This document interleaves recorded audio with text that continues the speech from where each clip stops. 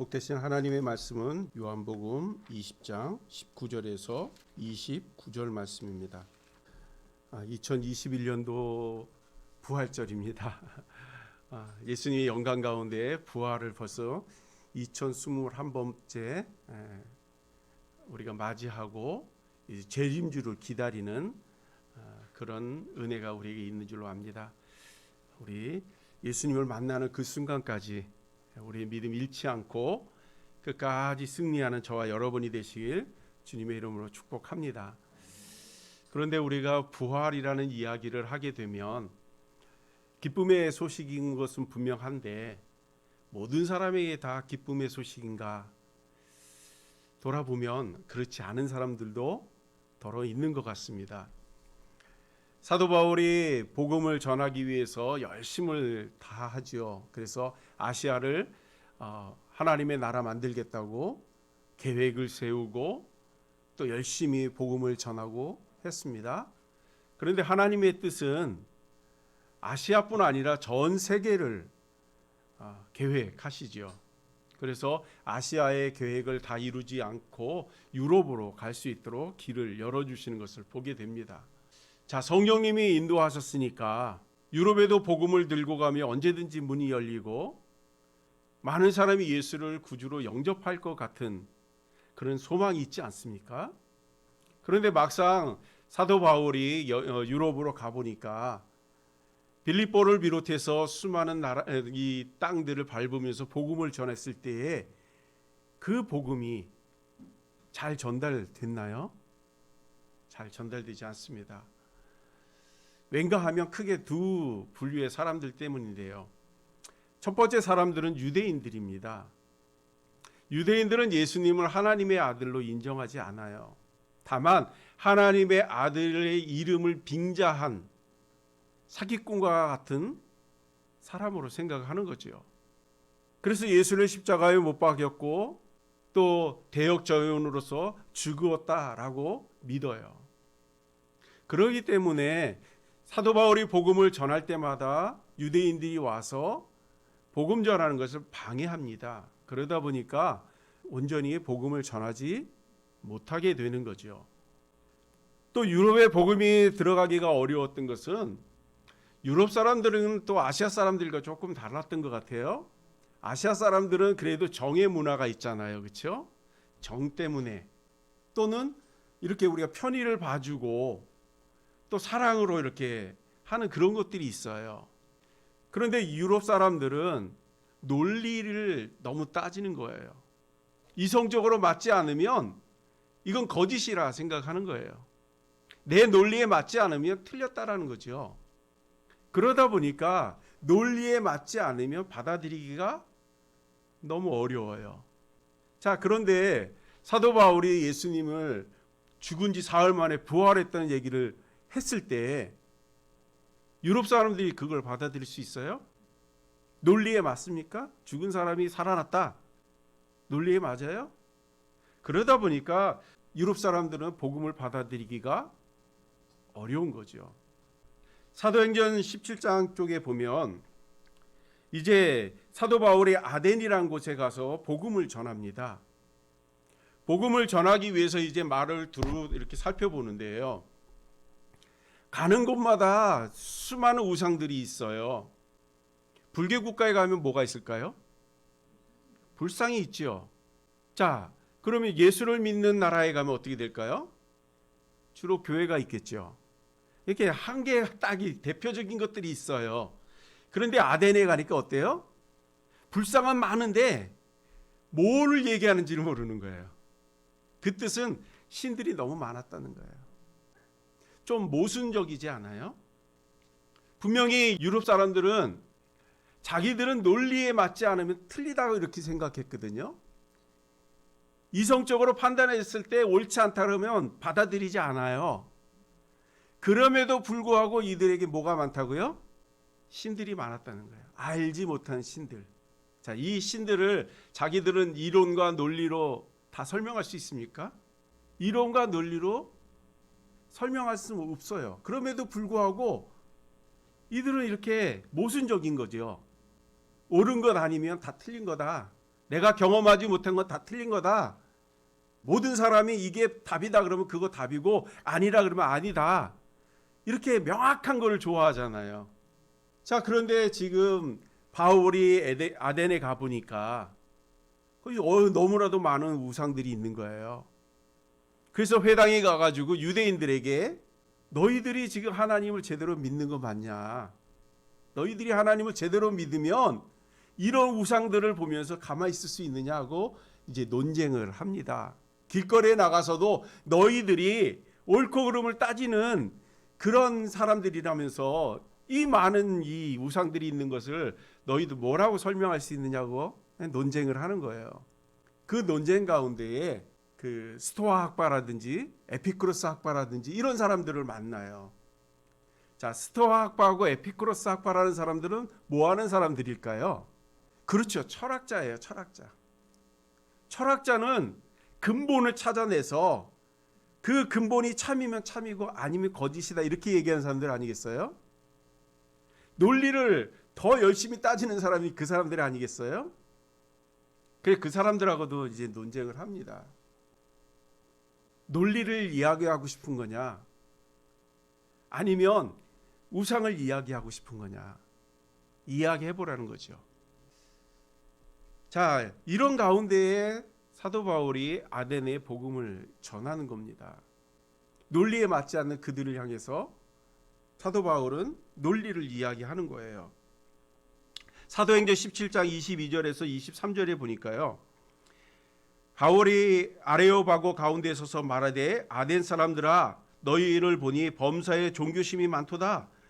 내가 두루 다니며 너희가 위하는 것들을 보라 보니 알지 못하는 신에게라고 새긴 단도 보았으니 그런즉 너희가 알지 못하고 위하여 믿는 것을 내가 너희에게 알게 해주겠다 이런 얘기를 합니다.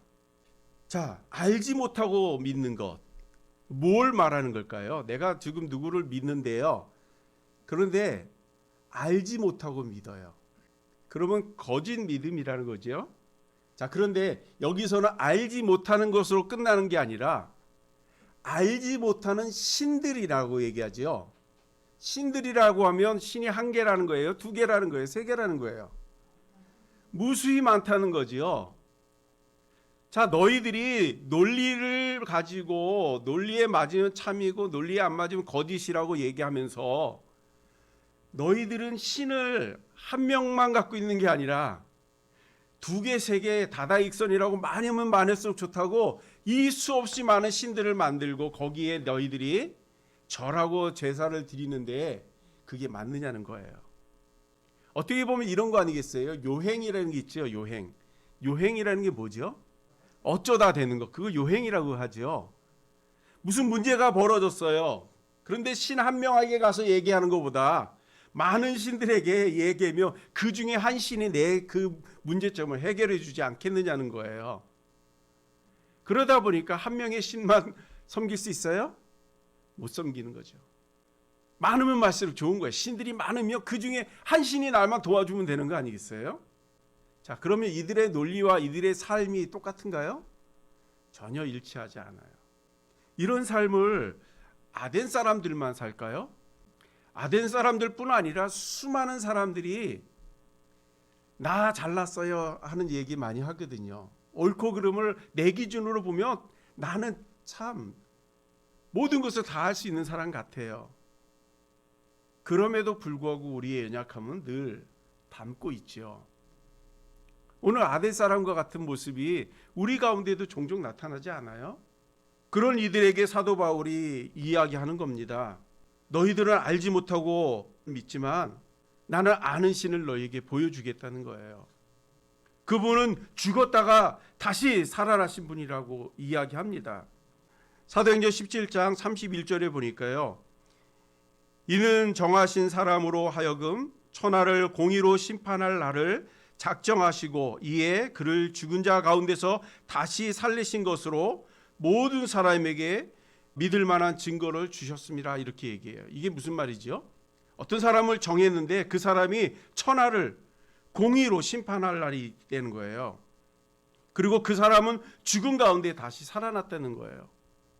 자, 누구를 이야기하는 것 같아요? 그렇죠. 하나님은 예수님을 지정해서 이 땅에 있는 모든 죄를 담당하시고 십자가에 죽으시고 그리고 모든 사람들을 구원하기 위해서 죽은 지 사흘 만에 부활하셔서 영광 가운데 세워졌다는 거예요. 그분을 우리가 믿어야 된다고 사도 바울이 이야기하는 겁니다. 그분이 하나님의 아들이라고 이야기하는 거죠.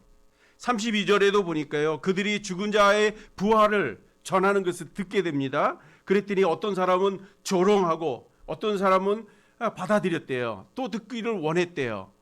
그런데 결국은 뭐예요? 모든 사람은 사도 바울을 떠났습니다. 조롱하는 사람은 자기들의 논리에 예수님이 죽은 지 사흘 만에 부활할 수 없다라고 생각했기 때문에 사도 바울을 떠난 거예요. 또 다시 듣겠다는 사람들은 뭐예요? 회피하는 거죠. 우리도 그러잖아요.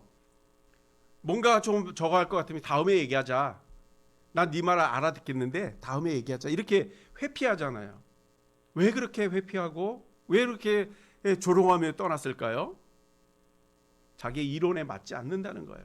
논리에 맞지 않는다는 거예요. 수천 년이 지나는 동안에 죽었다가 사흘 만에 부활한 사람이 아무도 없었다는 거죠. 그런데 어떻게 죽은 사람이 다시 살아났다고 너가 얘기하냐? 믿을 수 없다라는 거죠. 조롱이란 단어는 뭐죠? 조롱? 조롱이란 단어는 언제 사용해요? 어리석은 사람을 가지고 조롱하지요. 그렇죠? 그러면 지금 사도 바울이 약해서가 아니라 네 하는 말이 터무니없다 이런 거예요. 허무맹랑하다는 거죠. 그러기에 사도 바울의 이야기를 듣지 않는 거예요. 그래서 그들은 사도 바울을 떠난 겁니다. 복음이 들어갈 수가 없는 거죠. 그러나 사랑하는 여러분, 우리 예수 그리스도의 부활을 믿는 은혜가 있기를 주님의 이름으로 축복합니다. 우리가 그것을 믿을 때에 주님께서도 우리의 믿음을 인정해 주신대요.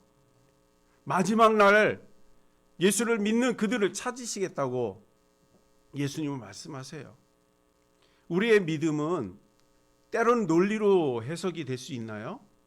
우리의 믿음은 논리로 해석되지 않을 때가 더 많습니다. 예수님이 바다를 걸어오셨다는 거 믿어지세요? 우리는 눈으로 확인하지 않기 때문에 믿지 않습니다. 그러나 그것을 직접 눈으로 본 예수님의 제자들은 믿을까요? 안 믿을까요? 믿지요. 병든 사람이 낫는 거 본 사람이 믿지 않겠어요? 성경은 우리에게 말씀을 하세요. 예수님은 죽은 지 사흘 만에 부활하셨고 그 은혜가 우리에게 임하였다고. 예수 믿는 모든 이들의 죄 사함을 허락하셨고 구원의 은혜로 인도하셨다라고 이야기합니다. 우리 이 사실을 놓치지 않는 은혜가 있기를 주님의 이름으로 축복합니다.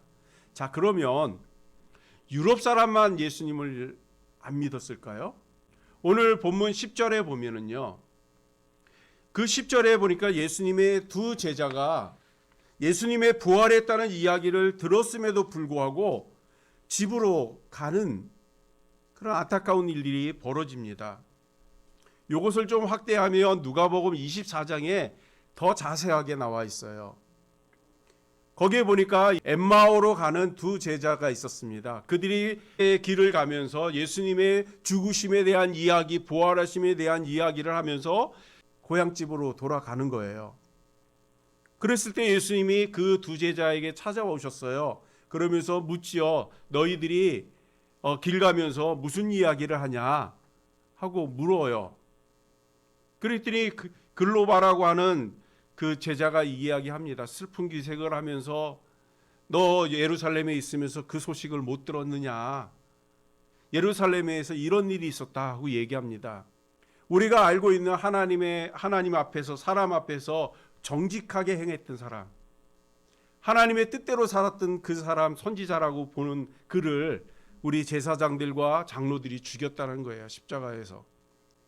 그런데 그 죽었다고 하는 그 예수가 다시 살아났다는 거예요. 그러면서 이야기를 계속 이어갑니다. 이제 사흘째 되는 날 새벽에 우리와 함께 있던 여인이 예수님의 그 무덤에 향유를 바르기 위해서 올라갔다는 거죠. 그런데 예수님의 누워 있어야 할 자리에 예수님이 없고 두 명의 천사가 이야기를 했대요. 그가 부활해서 지금 여기 있지 않다라는 얘기를 했다는 거죠. 그래서 이 여인들이 깜짝 놀라서 제자들에게 달려와서 그 이야기를 했고, 또 예수님의 제자 가운데 두 명의 제자가 무덤으로 달려갔다는 거예요. 그리고 그들이 돌아와서 이야기한 것이 예수님은 부활하셨다 하고 알려주었다는 거예요. 그런데 이 글로바라고 하는 제자와 또 한 제자는 그 이야기를 들었어요. 그렇죠? 알고 있어요. 그러면서 그들의 발걸음은 어디를 향하고 있습니까? 집으로 가고 있어요. 자, 이들은 지금 예수님을 믿었다는 거예요? 믿지 않았다는 거예요? 예수님의 부활을 믿지 않는 거지요. 믿었다면 예루살렘에 남아 있지 않겠어요? 이들의 믿음은 온전하지 않은 거예요. 유럽인들과 똑같이 살아난 것을 내가 보지 않았다면 난 믿지 않는다라고 얘기하는 거예요. 논리에 맞지 않으면 믿지 않겠다 얘기하는 거예요. 내 눈에 예수님이 죽어 장사되는 건 보았지만 부활한 건 보지 못했다는 거죠. 그러기에 예수님의 부활을 확신할 수 없기에 고향으로 간다는 거예요. 그러나 그 이야기가 얼마 지나지 않아서 이제 마을에 도착하게 되고 예수님께서 그들에게 떡을 가지고 축사하시고 나눠주고 할 때 이들의 눈이 밝아집니다. 그리고 예수님인 줄을 알게 돼요. 눈으로 보았어요. 그 다음에 그들의 행동이 어떨까요? 이제 고향으로 돌아가지 않습니다. 그럼 어디로 갑니까? 예루살렘으로 가요. 제자들이 있는 곳으로 갑니다. 예수님이 살아난 것을 확인하니까 그때서 믿는 거예요. 이것이 참 믿음 맞나요? 이들에겐 믿음이 없었던 거죠. 예수님은 그 십자가 사건을 그냥 시간 흐르는 대로 가다가 십자가에 못 박힌 게 아니에요. 예수님은 제자들에게 수차례 얘기합니다. 내가 죽은 지 사흘 만에 다시 살아날 거라는 이야기를 여러 번 얘기하거든요. 비유를 통해서도 얘기하잖아요. 전을 보면서 저것이 헐면 사흘 만에 질 거라는 얘기 하잖아요. 그랬더니 제자들이 뭐라고 합니까? 아, 저거 38년 동안 진 건데 어떻게 사흘 만에 질 수 있어요? 이렇게 얘기하잖아요. 그러면서 예수님 뭐라 그래요? 나의 죽었다가 사흘 만에 부활하는 나에 관한 이야기다라고 얘기하잖아요. 그 예수님만 이야기하셨나요? 구약에 보면 수많은 선지자들을 통해서 이제 오실 메시아가 죽은 지 사흘 만에 다시 살아날 거라고 하는 그 예언들이 얼마나 많이 기록되어 있어요. 그 이야기를 들으면서 자란 사람들이 유대인들 아닙니까? 그럼에도 불구하고 이 두 제자는 예수님의 부활을 믿지 못하는 거예요. 눈으로 보지 않으면 집으로 가겠다는 거죠. 사랑하는 여러분, 우리도 그렇습니까? 우리도 예수님을 보아야만 믿어지십니까? 우리가 간혹 힘들고 지칠 때마다, 낙심될 때마다 기도하고 응답이 안 될 때 우리는 늘 뭐라고 푸념을 합니까? 예수님 내 눈에 보여달라고, 그러면 믿겠다고, 이런 얘기하지 않아요? 그러나 히브리서 11장 1절에 뭐라고 얘기합니까? 믿음은 바라는 것들의 소망이요 보지 못하는 것들의 증거라고 얘기해요. 보지 못한 것을 믿는 거라는 거예요. 그런데 그 보지 못했던 걸 믿으면 언젠가 현실로 나타난다는 거예요. 예수님이 죽었을 때 죽은 건 봤잖아요. 부활한 걸 못 보니까 안 믿었잖아요. 그런데 어떻게 됐어요? 보지 못했는데 증거로 나타난 거예요. 그러니까 그때서 두 제자가 예수님의 부활한 것을 믿고 예루살렘을 향하여 돌아오는 것을 보게 됩니다. 마치 유럽의 논리만 가지고 내가 경험한 것, 내가 아는 지식, 그거 아니면 아니라고 얘기하는 그런 제자들의 모습 같지 않습니까? 우리 예수님의 은혜 안에서 우리의 믿음을 회복하시는 은혜가 있기를 소망합니다. 모든 사람이 뭐라고 얘기하는 걸 그건 그리 중요하지 않습니다. 그럼 정말 중요한 건 뭘까요? 그건 내 믿음 아니겠어요? 내가 지금 가시에 찔렸어요. 엄청 아파요. 자, 사람들이 와서 이야기합니다. 어떻게 하면 나을 수 있다는 거죠. 그럼 해봐요. 잘 안 낫습니다. 그렇지 않아요? 날 수도 있어요. 근데 안 날 수 있어요. 자, 그럼 그 아픔이 참인가요? 거짓인가요? 그 사람들이 이야기한 거짓이죠. 왜냐하면 그들이 했는데 안 됐으니까. 그렇죠? 그럼에도 불구하고 우리는 어떻게 합니까? 그 사람들의 말을 믿으려고 해요. 많은 사람이 얘기했으니까 그건 정답이다라고 생각을 해요. 그런데 성경이 뭐라고 얘기합니까? 모든 사람이 죄를 범하였으면 하나님의 영광을 이룰 수 없다는 거예요. 그러니까 많은 사람이 얘기한다고 참 진리는 아니라는 얘기입니다.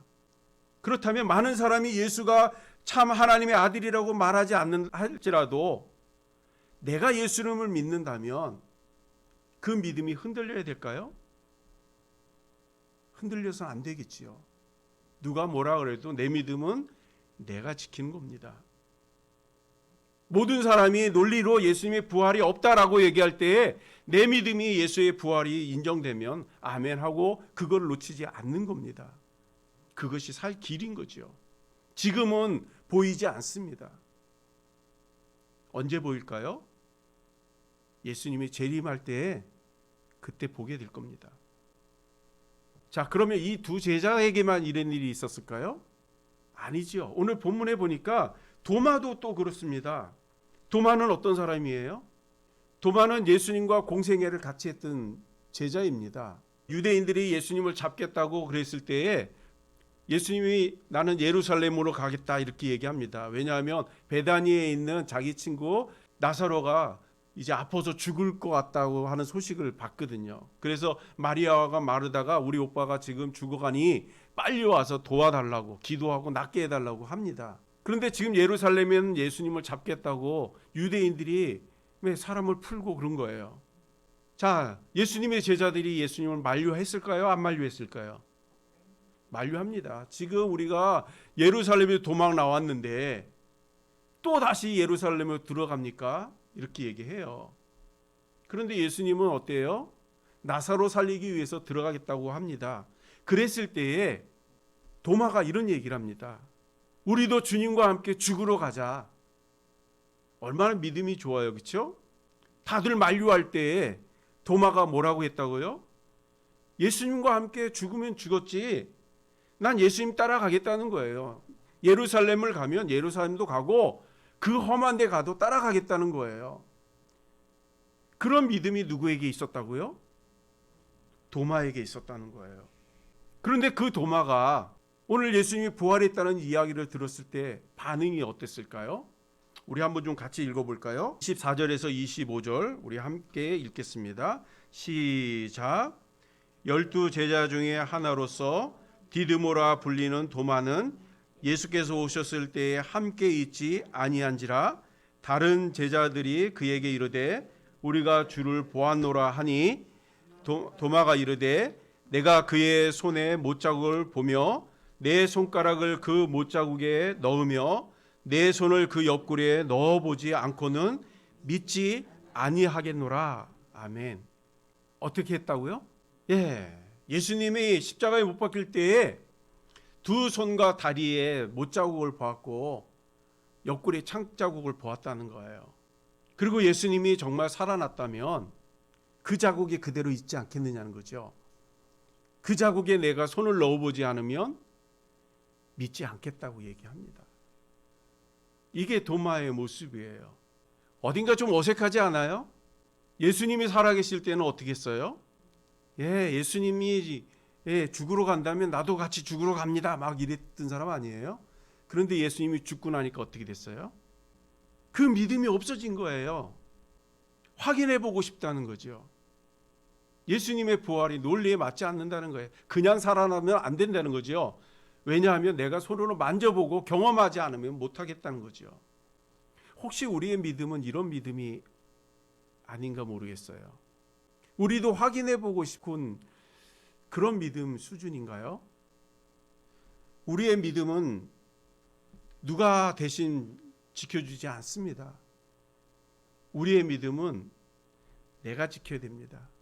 코로나로 인해서 우리가 영상 예배 드리고 있잖아요. 그 영상 예배 드리는 것도 감사한 일은 맞습니다. 그러나 더 중요한 것은 내 믿음을 좀 점검해 볼 필요는 있다는 거죠. 환경에 흔들리는 믿음이라면 지금 도마에 같은 믿음 아닐까요? 사람들이 이렇게 하니까 나도 그렇게 한다는 것, 이거는 도마의 믿음 아닐까요? 에스겔서에 보니까 여기에 노아가 있고 여기에 다니엘이 있고 여기에 엘리야가 있는데 내가 그들 옆에 있으니까 하나님이 오셨을 때 천국 갈 때 같이 가지 않겠냐 이런 얘기를 합니다. 그래서 에스겔이 뭐라고 하냐면 그들의 믿음으로 천국 가는 거지 같이 있는다고 하는 거 아니라고 얘기해요.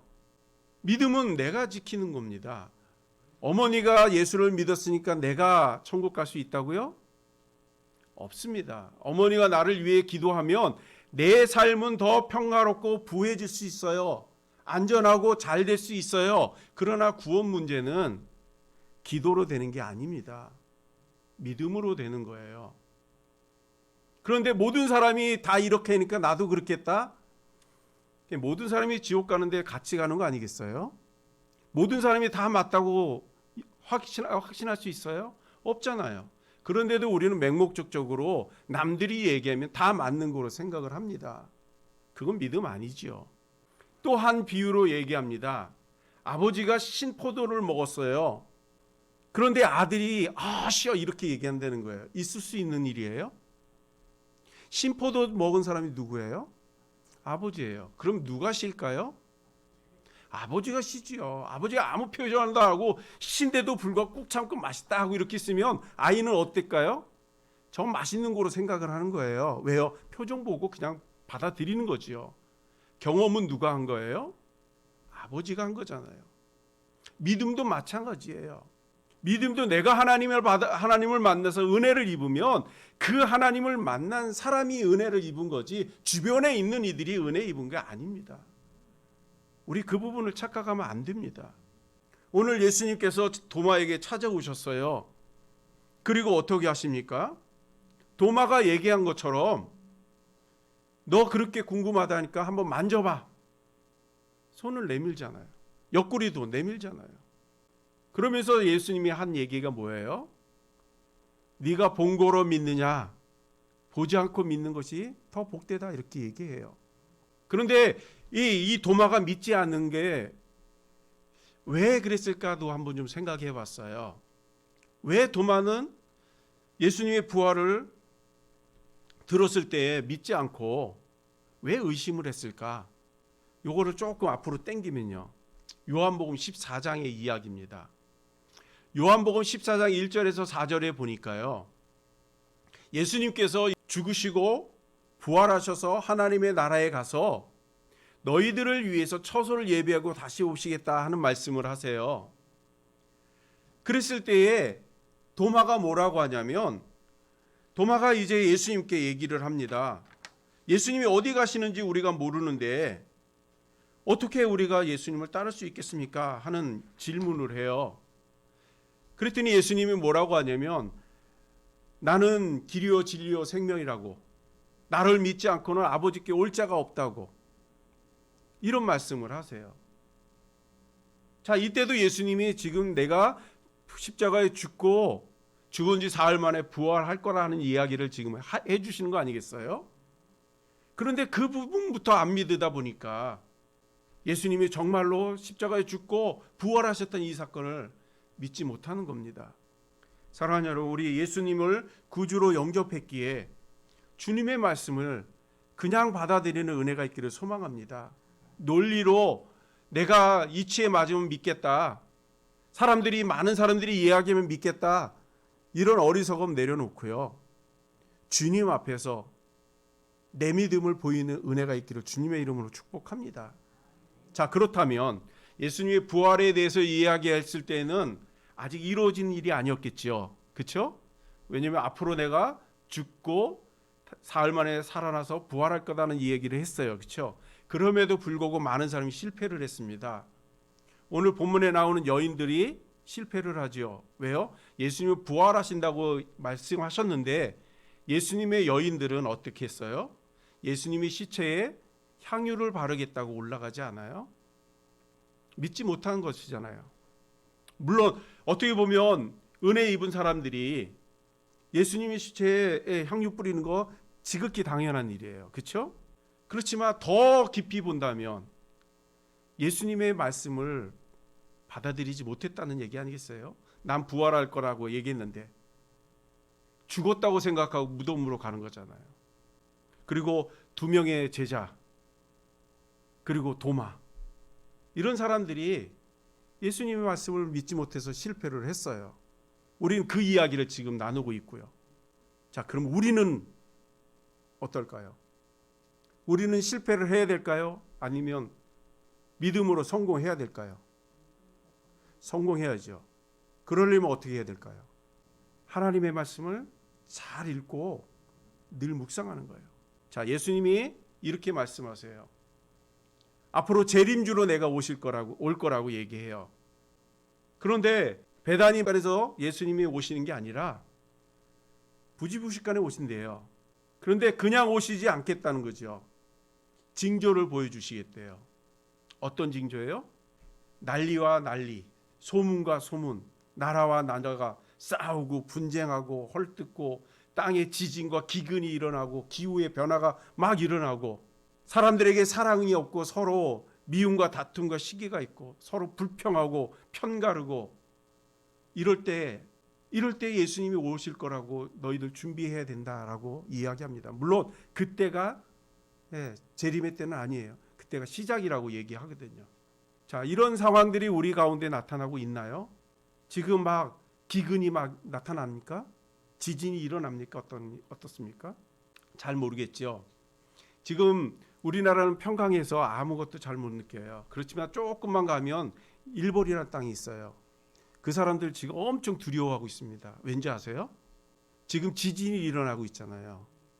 그리고 일본의 상징인 산이 있어요. 우리나라는 백두산이 상징의 산이죠. 일본에는 뭐가 있을까요?